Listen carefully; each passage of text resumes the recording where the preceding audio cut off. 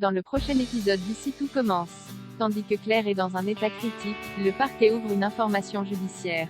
En parallèle, Anaïs apprend une bouleversante nouvelle.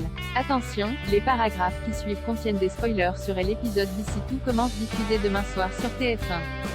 Si vous ne voulez rien savoir, ne lisez pas ce qui suit. Vendredi 6 mai dans Ici tout commence.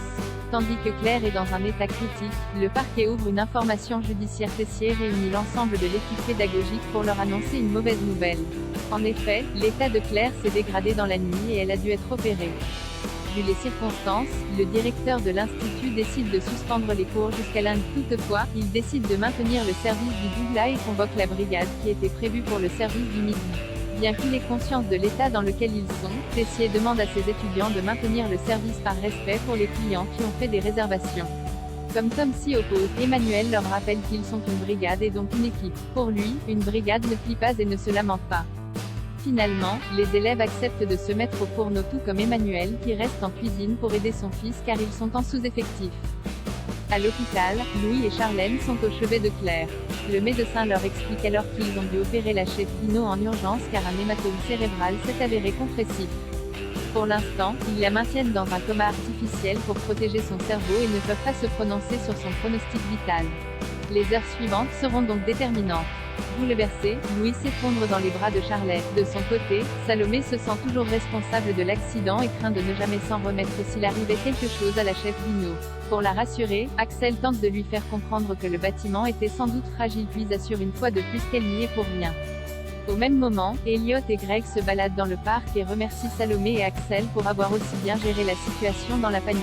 Et de préciser que tous les élèves savent qu'ils leur doivent une fière chandelle. Pendant ce temps, le capitaine Brassac annonce à Rose et Guillaume que le parquet a décidé d'ouvrir une information judiciaire sur l'accident du bal de promo.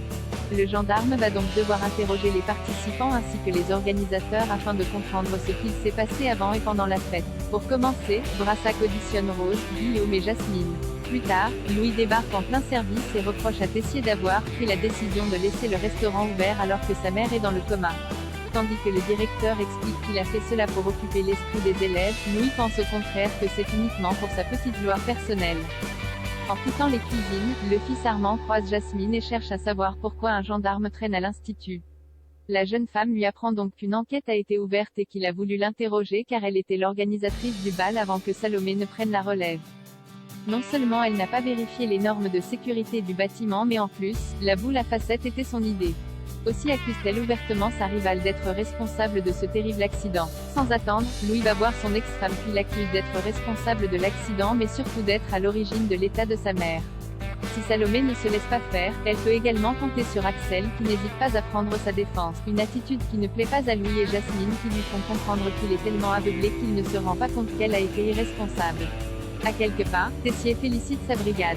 Tandis qu'ils espéraient pouvoir se reposer tout le week-end, le directeur leur apprend que le restaurant sera ouvert le lendemain. Certains élèves ont beau s'insurger, Tessier ne leur laisse pas le choix.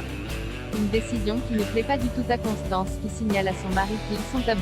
En réalité, Emmanuel se sent coupable de ce qu'il s'est passé et cherche par tous les moyens à se rattraper en aidant ses élèves. Après l'avoir rassuré, Constance le prend chaleureusement dans ses bras. Par la suite, Salomé se confie à Rose et Guillaume sur l'attitude de Louis. Dans la mesure où elle craint qu'il monte tout le monde contre elle, Rose certifie qu'il finira par se calmer.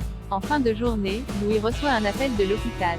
Même si l'état de santé de sa mère est stationnaire, il s'imagine malgré tout le pire. En effet, Louis a passé les dernières heures à faire des recherches sur le net et appréhende d'éventuelles séquelles neurologiques si elle venait à rester trop longtemps dans le coma. Louis jure alors de faire payer Salomé pour tout ce qu'elle a fait. Anaïs apprend une bouleversante nouvelle à l'hôpital. Anaïs et Kelly partagent la même chambre. Lisandro rend quant à lui visite à sa compagne pour lui apporter quelques affaires car les médecins souhaitent la garder en observation à cause d'un risque de commotion cérébrale. De son côté, Kelly reçoit la visite de Lionel et Laetitia. Comme elle souffre d'une fracture complexe du tibia, elle va devoir être opérée. Tandis que Lionel et Laetitia s'inquiètent qu'elle perde l'usage de sa jambe, Kelly se montre plutôt sereine pour la suite. En fin de journée, Anaïs reçoit la visite du médecin qui lui apprend une nouvelle qui promet de bouleverser sa vie.